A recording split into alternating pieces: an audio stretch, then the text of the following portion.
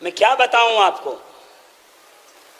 कि अली कौन है। पहली दावत, सरकार को ऑर्डर आ गया अल्लाह की तरफ से, हुक्म, हबीब पहला जलसा कीजिए, दावत दे के सबको बुलाइए, दीन की तरफ अपनी दावत पेश कीजिए, ला इलाहा इल्लल्लाह मुहम्मदुर रसूलुल्लाह की दावत दीजिए। सरकार कहा ठीक है हम करते हैं। सरकार देखने लगे कि दावत दूंगा तो एक छत चाहिए जिसके नीचे खाना खिलाया जा सके, खाना चाहिए, मेरे पास कुछ तो है नहीं माल, करूं तो करूं क्या। तो पहला फाइनेंसर ढूंढिए। देखिए जोरदार बात, जरूरी नहीं कि जोर से करूं तो ही जोरदार हो, जोरदार बात कान में भी कहूंगा तो जोरदार होगी। तो रसूलुल्लाह ने फाइनेंसर ढूंढना शुरू किया कि एक फाइनेंसर मिल जाए जो इस खाने को फाइनेंस करे। पहली नियाज, अरे बेनियाज वाले नहीं जानते, नहीं मानते, अबू तालिब को समझ में आता, नियाज खाने वाला अबू तालिब को नहीं मानता, ये समझ में बात नहीं आती है। क्या रसूलुल्लाह ने फाइनेंसर ढूंढना किया, कौन है जो फाइनेंस करे। मैं को या रसूलुल्लाह बहुत बड़े बड़े मालदार हैं यहाँ पे, चाहे जिससे ले लीजिए आप, पैसे वाले बहुत हैं, बिजनेसमैन। तो रसूल कहेंगे नहीं, इस्लाम की दावत है ना तो माल पाक होना चाहिए, शराब के बिजनेस से ना हो, जुए से ना हासिल किया गया हो, किसी के साथ बेईमानी करके न जीता गया हो। अरे इमाम शाह बाबा का अगर चंदा लेना हो तो चंदा लेने वाला 4 बार सोचता है कि मैं नियाज करके उस पे फातिहा दूंगा तो मुझे वो माल चाहिए। हम उससे नहीं लेते जिसकी शराब की दुकान हो, जिसका जुए का अड्डा हो, जो सिनेमा और थिएटर चलाता है, उससे हम हुसैन की नियाज का पैसा नहीं लेते।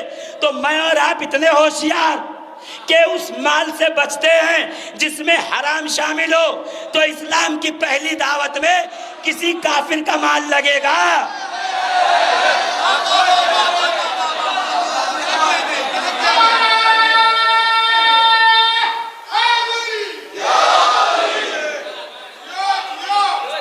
अरे ये अकल की बात है, किताबों में नहीं लिखी है।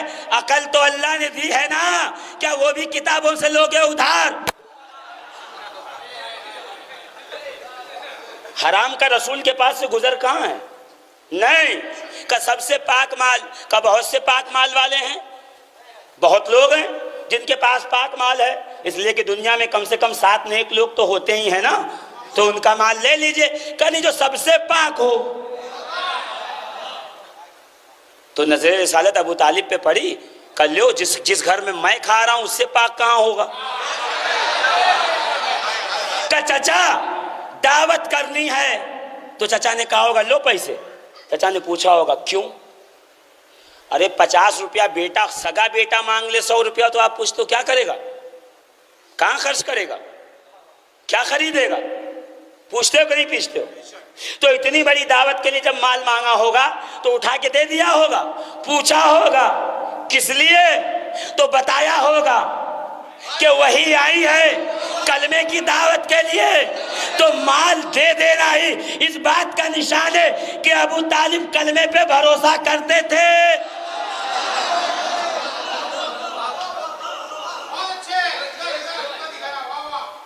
अब लीजिए अजीज़ान मोहतरम, माल अबू तालिब ने दे दिया और बेटा जो है वो ऑर्गेनाइज़र हो गया, यदि सारे लोगों को आना बिठाना। अबू तालिब दरवाजे पे खड़े हो गए, अली जो है रसूलुल्लाह के बगल में खड़े हो गए। दस्तरखान बिछा, खजूर थी, शहद था, रोटी थी, गोश्त था, हाँ गोश्त था, खजूर थी, रोटी था, शहद था, 5 आइटम थे, लगे हुए थे। बैठ कर के खाया, गोश्त रोटी खजूर खाई, शहद पिया, दूध पिया। रसूल ने कहा मैं एक बात कहना चाहता हूँ, सबको मालूम था इसके तेवर थोड़े अलग हैं, उठ के जाने लगे। यानी अरब वाले रसूलुल्लाह के, रसूल खुदा सल्लल्लाहु अलैहि वसल्लम के मिजाज से वाकिफ़ थे कि ये हमारे बुतों के ख़िलाफ़ है, इसलिए मजलिस में बैठना पसंद नहीं किया, उठ के जाने लगे। तो ऐसे बुरे माहौल में जो घर में रखे और पाले, देखिए तारीख समझिए, वरना अभी मैं लफ्फाजी करना शुरू कर दूं तकरीर और काफिये रदीफ मिलाना शुरू कर दूं तो आप सुभान अल्लाह कहते रहेंगे। सुभान अल्लाह, इस पे समझिए मैं कहना क्या चाहता हूं, ताकि तारीख जब आप समझाएं किसी को और कोई रिवायत पेश करे तो आप कहिए नहीं बिस्तरे मर्ग से मत शुरू कर, पहली दावत से शुरू कर। अगर पहली दावत से शुरू करेगा तो तेरा खुद साख्ता कुफ्र रास्ते में दम तोड़ देगा, तू बुखारी तक पहुंचेगा ही नहीं। ये बेचारे अबू तालिब को जानते हैं बिस्तर पे 80 साल की उम्र में, मैं तो उस वक्त जानता हूं जब जवान थे, और ऐसा तलवार निकाल लेते थे और रसूल नमाज पढ़ते थे, पीछे पहरा दे रहे होते थे, मुशरिक देख के डर जाते थे, अरे अबू तालिब है सबसे बहादुर, बहादुर बेटे का बहादुर बाप अबू तालिब है। तारीख इब्ने हिशाम में लिखा हुआ है कि सरकार नमाज पढ़ने आते थे और मक्के के लोग कहते थे चलो बताते हैं इनको, तो अबू तालिब पीछे पहरा देने लगते थे, लोग डर के चले जाते थे। पता चला नमाजियों उसका कुफ्र मत बयान करो जो रसूलुल्लाह की नमाज का मुहाफिज है। तो अबू तालिब ने दरवाजे पे खड़े होकर वेलकम किया, ये खड़े होकर सब चले गए। जैसे जाने लगे खाली हो गया हॉल, घर का आंगन। अबू तालिब अंदर आए, रसूल के चेहरे को देखा, चेहरे पे जो है वो मायूसी थी, समझ गए कि कुछ हुआ नहीं मामला, ताकि कल फिर आना। या अल्लाह एक बार में क्यों नहीं हुआ?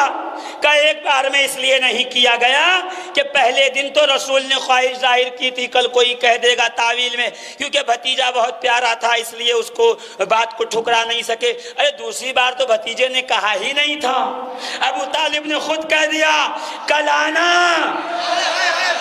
कल दूसरा जलसा है, कल खा के जाना।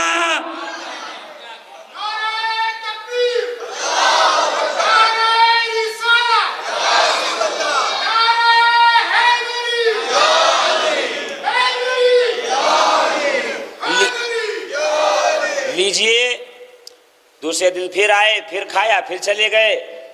अबू तालिब ने फिर कहा फिर आइएगा, फिर आए और फिर खाने के लगे, और उनका देख लिया अबू तालिब ने मिजाज। तो इस बार क्या किया कि बाहर खड़े रहे, सबका इस्तेकबाल किया, सब अंदर आए। कि जब सब अंदर आ गए, दस्तरखान लग गया, खाने लगे, तो अबू तालिब अंदर आया, दरवाज़ा बंद कर लिया और तलवार बाहर निकाल ली। अब जो खा के पलटे तो चुपचाप बैठ गए, कहा सुन के जाओ।